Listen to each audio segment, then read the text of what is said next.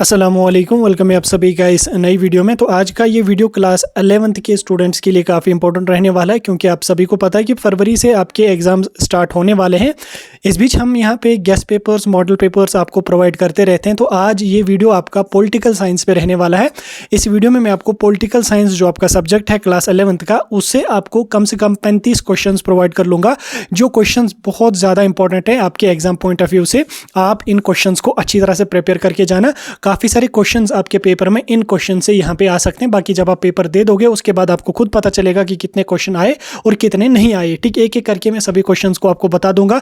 याद रखना, जेके बोस के एग्जाम पॉइंट ऑफ व्यू से ये क्वेश्चन बहुत ज़्यादा इंपॉर्टेंट है, क्योंकि अक्सर जेके बोस इन क्वेश्चन को पूछती रहती है और साथ में ये क्वेश्चन आपके सिलेबस में भी और बहुत ही ज़्यादा इंपॉर्टेंट ये क्वेश्चन है। ठीक है, आप अपनी रफ कॉपी, पेंसिल या पेन साथ में रखो और नोट डाउन करते रहो सभी क्वेश्चंस को एक एक करके। ठीक, सारे क्वेश्चंस का मैं बता देता हूँ, आप उन क्वेश्चंस को नोट डाउन करेंगे। बाकी पीडीएफ्स के लिए हमारा टेलीग्राम या व्हाट्सएप ग्रुप ज्वाइन कर लेना, लिंक डिस्क्रिप्शन में आपको मिल जाएगी। बाकी आप बेहतर है कि आप इसको नोट डाउन ही यहाँ पे कर लो। एक एक क्वेश्चन आपको स्क्रीन पे दिख रहा होगा। पहला क्वेश्चन यहाँ पे है पावर्स ऑफ द प्रेसिडेंट। ठीक, emergency, normal power, 1 hour extra. ठीक, ये सभी आपको यहाँ पे है इंपॉर्टेंट। उसके बाद powers of the prime minister, ये भी इंपॉर्टेंट है। उसके बाद powers of the governor of state including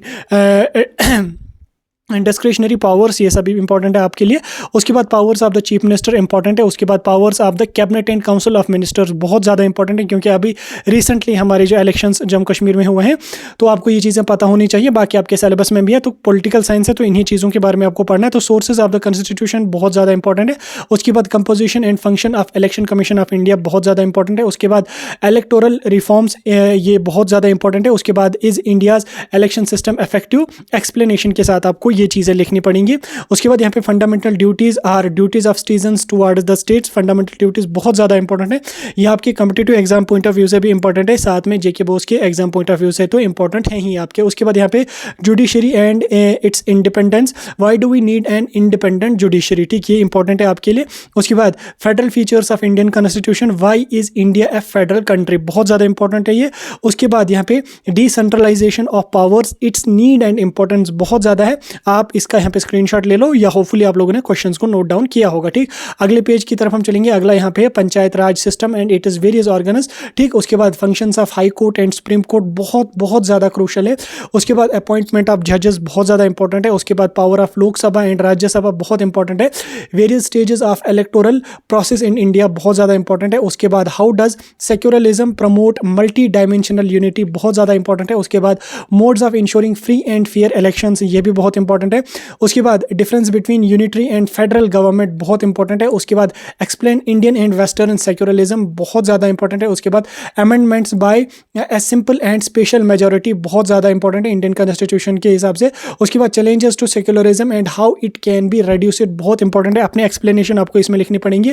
इस पेज का आप स्क्रीनशॉट ले लो। उसके बाद नेक्स्ट पेज की ओर हम चलेंगे। नेक्स्ट यहाँ पे rule of law and it is merits. उसके बाद relationship between right and duties. उसके बाद relationship between fundamental principle and directive principles. उसके बाद is India A secular state, give argument and fundamental principle of secularism बहुत ज़्यादा important है, explanation के साथ आपको लिखना पड़ेगा। नेक्स्ट आपका है fundamental rights, their types and importance of fundamental rights. उसके बाद राइट्स एंड देयर टाइप्स है।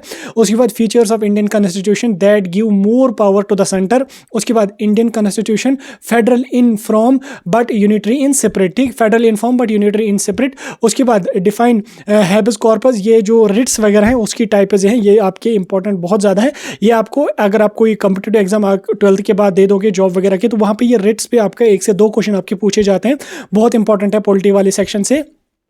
Urban local government, municipal corporation and it's functions बहुत इंपॉर्टेंट है। उसके बाद FPTP and proportional system, single transferable vote बहुत इंपॉर्टेंट है। उसके बाद नेशनलिज्म है, इट्स मेरिट्स डिमेरिट्स। उसके बाद हिंड्रेंस एंड इन डेवलपमेंट, ठीक, ये इंपॉर्टेंट है। तो ये कुल मिला के आपके 35 क्वेश्चन हो गए, जो आपके पॉलिटिकल साइंस वाले सब्जेक्ट से हैं। आप इसका भी स्क्रीनशॉट लेके इन क्वेश्चन को अपने पास रख लो। बाकी वीडियो कैसा लगा कमेंट करके जरूर बता देना। वीडियो को अपने दोस्तों के साथ भी शेयर कर लेना।